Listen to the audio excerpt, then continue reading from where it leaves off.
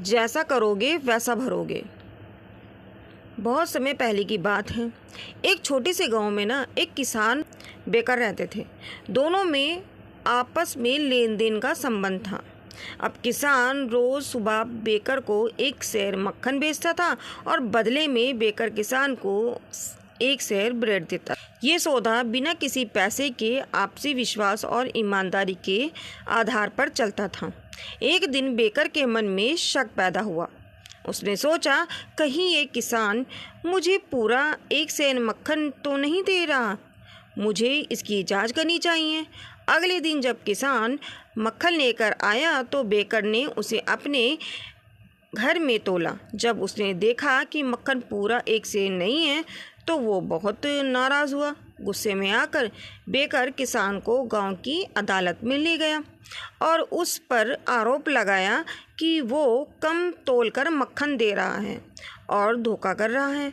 अदालत में जब मामला पहुंचा तो गांव के जज ने किसान से पूछा, तुम पर आरोप है कि तुम बेकर को पूरा 1 सेर मक्खन नहीं देते, क्या ये सच है?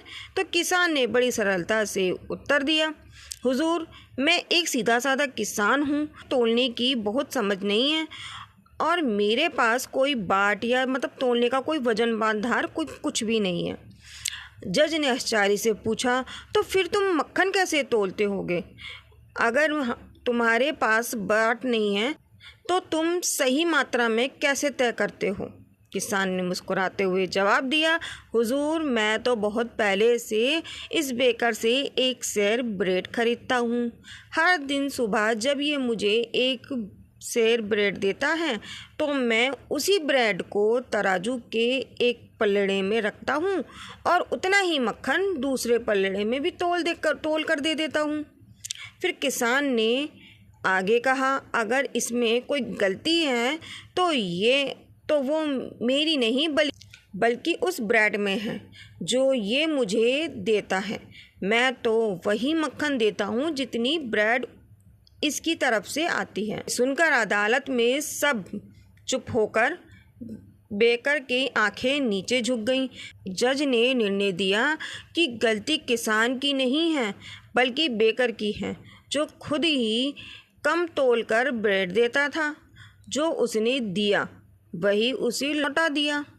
इस कहानी से हमें ये सीखने को मिलता है कि ज़िंदगी एक दर्पण की तरह है।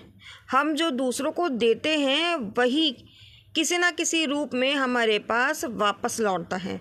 अगर हम ईमानदारी, अच्छाई और निष्ठा से व्यवहार करेंगे तो इसलिए हमेशा दूसरों से वैसा ही व्यवहार करें जैसा आप अपने लिए चाहते हैं।